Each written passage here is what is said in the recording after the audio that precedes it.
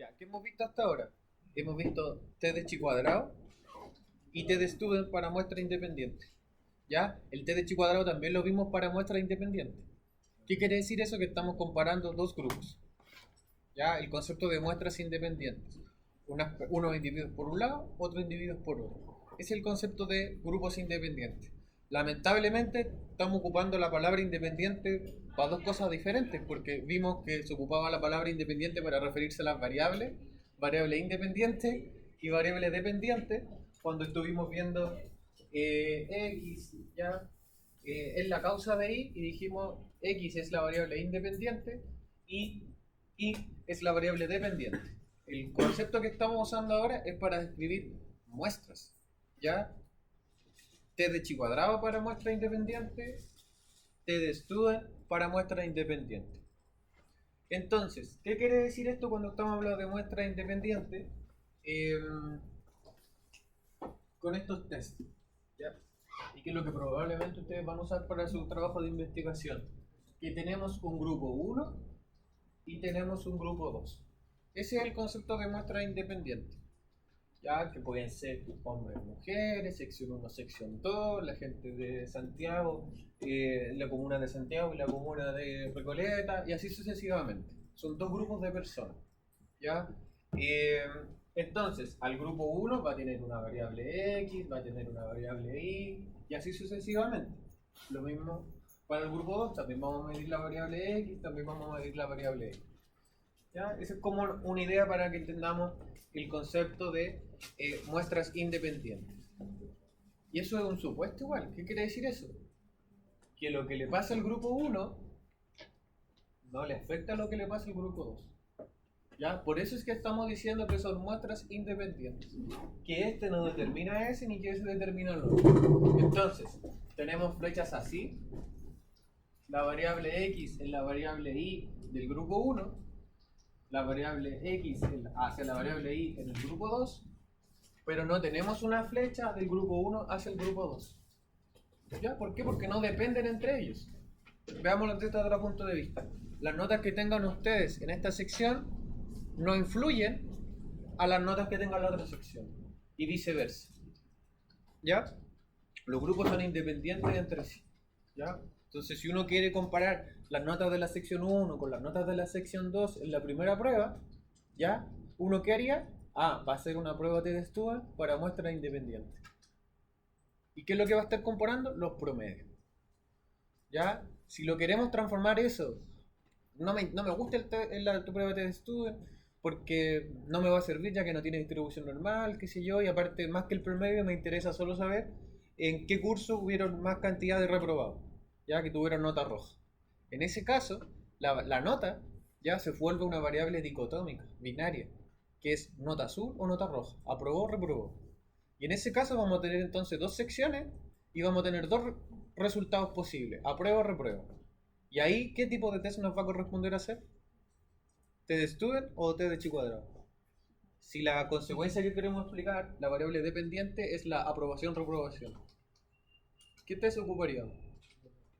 T de chi cuadrado, porque el T de chi cuadrado nos ve frecuencia, ¿ya? Y nos ve con este tipo de variables que tiene dos o tres tipos de resultados posibles. Entonces, dependiendo de qué es lo que nosotros queremos analizar, vamos a ocupar cierto tipo de test, ¿ya? Dependiendo cómo es esa variable, cómo está medida, ¿ya? Si tenemos la nota como promedio, ¿ya? El promedio de nota en un curso, vamos a ocupar prueba de estudio. Si tenemos porcentajes de aprobación, ¿ya? O número de casos aprobados, proporción de casos aprobados en cada sección, estaríamos usando el test de chi cuadrado. ¿Ya? Ahora, recordar que esto no significa que haya realmente, cuando nosotros encontramos asociación y fuimos viendo la semana anterior con la base de datos, vimos el tema de la edad y vimos el género, si tenían asociación con la percepción de vulneración de derecho a la salud.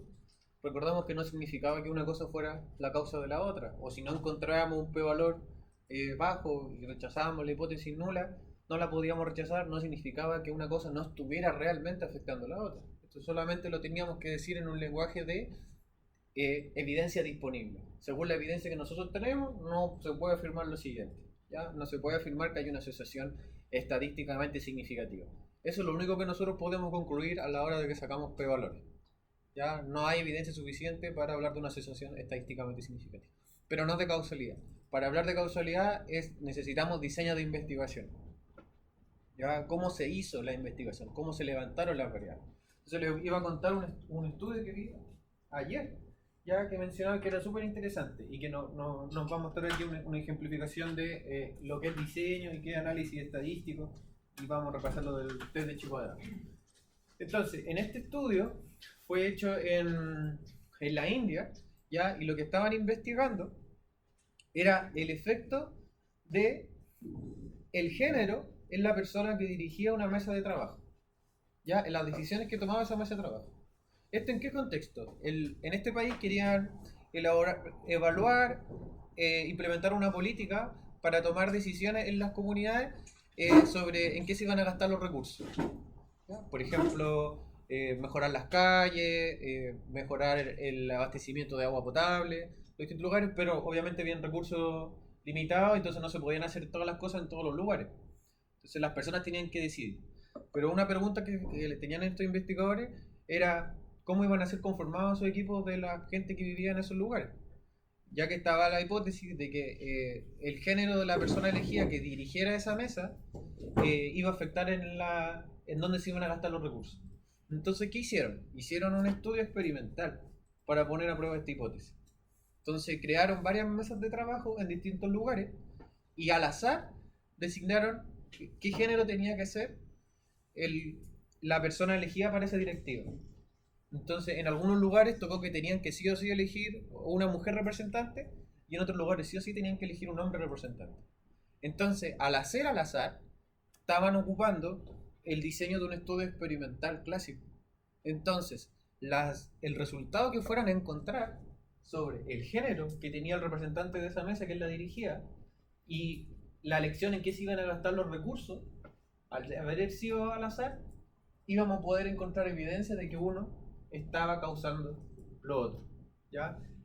Porque si no hubieran hecho eso, hay otros factores que tienen que ver en cuenta, porque el hecho de que alguien sea elegido, dirigido como el director de una mesa responsable puede deberse a muchos factores de personalidad, quiénes son sus contactos, entonces ellos querían solo saber el efecto del género. Entonces cuando se obligaba, se ponía esa condición de que tenía que tener un género, podían encontrar realmente si había o no causalidad. Entonces, ¿qué fue lo que encontraron? ¿Ya? Entonces esto fue distribuido al azar, en algunas mesas de trabajo tocaban elegir una representante mujer y en algunas otras mesas de trabajo les tocaba elegir un representante hombre. ¿Qué encontraron? Que en las mesas donde la representante era mujer, el 30% de esas mesas eligieron que los recursos se iban a gastar en agua potable, en abastecimiento de agua potable en ese lugar. Versus era como, si no me equivoco, como el 10 o un poco menos por ciento en el caso de los hombres. ¿Ya? Entonces ellos estaban aquí encontrando una diferencia, un efecto del género en las decisiones que se tomaban. ¿Ya? Eso es lo que estaban encontrando. En cambio, cuando veían, esto era con agua. En cambio, cuando era con la calidad de la ruta, ya y pasaban la conexión del pueblo hacia otros lugares, ganaba, por ejemplo, los hombres y acá las mujeres era un 5%. Entonces, acá hay una diferencia de proporciones, que es lo que hemos estado viendo con el test de Chi-cuadrado. ¿Ya? Hay una gran diferencia, 30 a 10%. Y hicieron el análisis estadístico, pero además ellos tenían un diseño que mostraba que cuando el género se asignaba aleatoriamente, ¿ya? El representante había una tendencia a tener ciertos resultados por sobre otros. ¿Ya? Entonces influía en el fondo el género del representante en la opción en la cual se gastaban los recursos. Entonces, ¿por qué pasaba eso? Porque, bueno, la teoría que había ahí, la explicación de los autores en este estudio, es que en varios países con harta ruralidad y problemas de urbanización, en África y en Asia, las mujeres y los niños les dan la tarea de ir a buscar agua potable a los ríos. Entonces, gastan muchas horas del día en hacer eso y quieren ocupar el agua para lavar y hacer muchas tareas de cuidado respecto a eso. Y en cambio, los hombres es una situación que les afecta menos directamente y por eso las mesas que eran dirigidas por hombres votaban menos por gastar en eso los recursos. Versus que cuando se veía por temas de la carretera, los hombres se dedicaban más a tipo de trabajo en lo que usaban este tipo de transporte, camiones, camionetas, y entonces ellos favorecían ese tipo de actividad. Ahora, ¿qué era lo interesante? Que esto era en algún lugar de la India en particular. Cuando lo comparan en otro lugar, obtenían una cifra que era más o menos así, en la parte de agua. ¿Ya? En ese otro lugar había una diferencia de un 1%. Entonces encuentran que no hay diferencia estadísticamente significativa. ¿Ya? Esa diferencia de 32 y 31.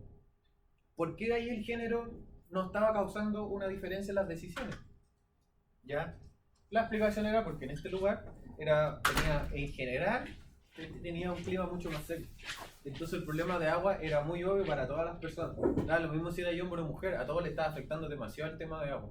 Entonces se votaba mucho a favor de gastar los recursos de ese lugar en el agua. ¿Ya? Entonces, acá nosotros estamos mezclando, y que es lo importante que ustedes entiendan, que tenemos que usar la teoría, la evidencia, la literatura para poder interpretar, y el diseño de investigación para poder interpretar los porcentajes.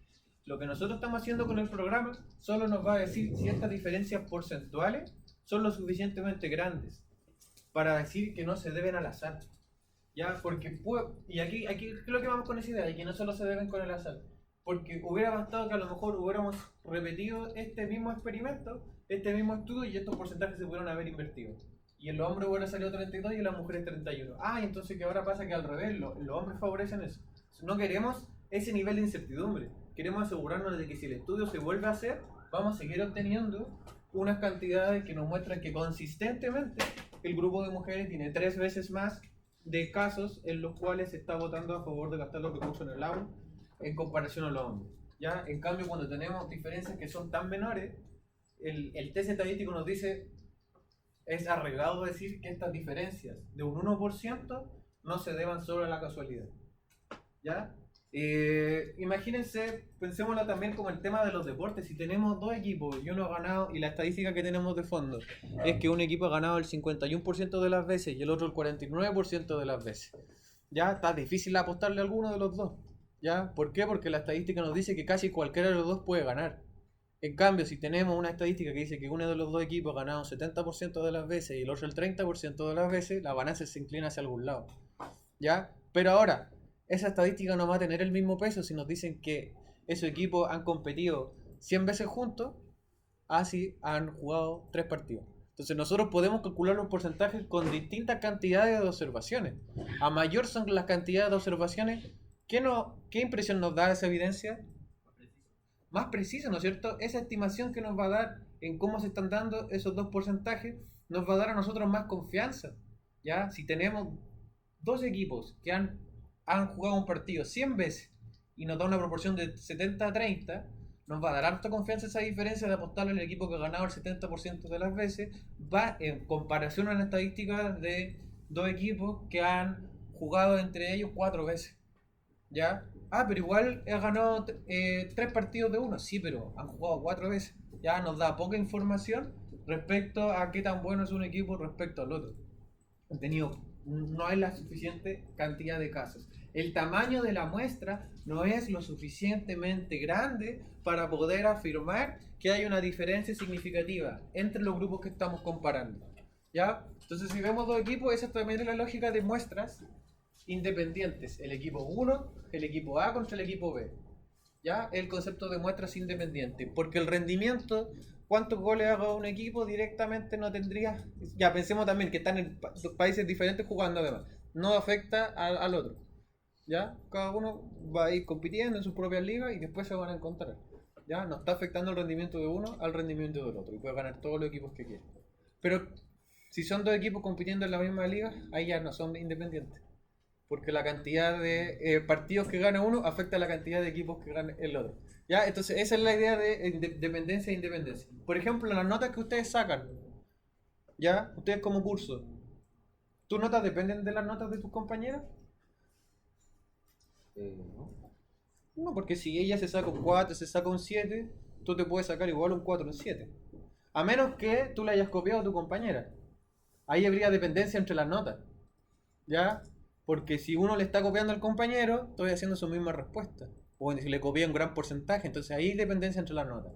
Pero si todos estudiamos por separado, ¿ya? Y no nos copiamos, ¿hay independencia? ¿O no hay independencia? No, ¿por qué no?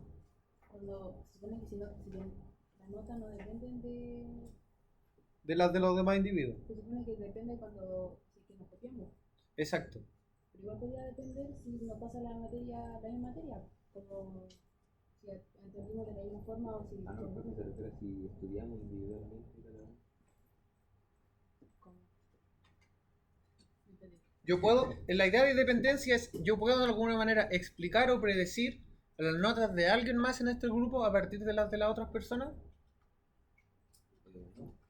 Yo, ahí uno pensaría, no soy independiente. Yo no puedo saber cómo te fue a ti en base a cómo lo fue a los demás. Ya, ese es el supuesto de independencia entre las observaciones de un grupo. Ya, hay otro supuesto que es entre los grupos, entre la sección 1 y la sección 2. Entonces hay distintos niveles en los que yo puedo ir pensando, ¿hay o no independencia? ¿Ya?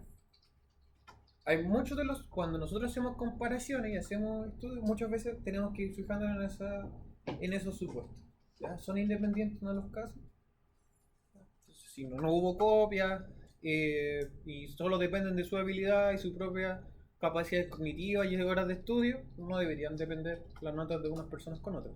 Ahora, ¿cuál es el problema con eso? Y por eso han aparecido, no lo vamos a alcanzar a ver en este curso, pero han aparecido otros modelos que dicen sí, pues depende. Porque todos están influenciados por cómo yo hago la clase. Si todos hubieran estado estudiando con distintos profesores, ahí son totalmente independientes. Pero todos los que están presentes están con el mismo profesor, en el mismo horario, en el mismo lugar. Entonces, de alguna manera, igual hay una influencia menor, claramente, que estar copiándose la prueba, pero igual hay un porcentaje compartido, ¿ya? De lo que está pasando en nuestros datos. ¿Ya? Eso es como un punto a aclarar. ¿Ya?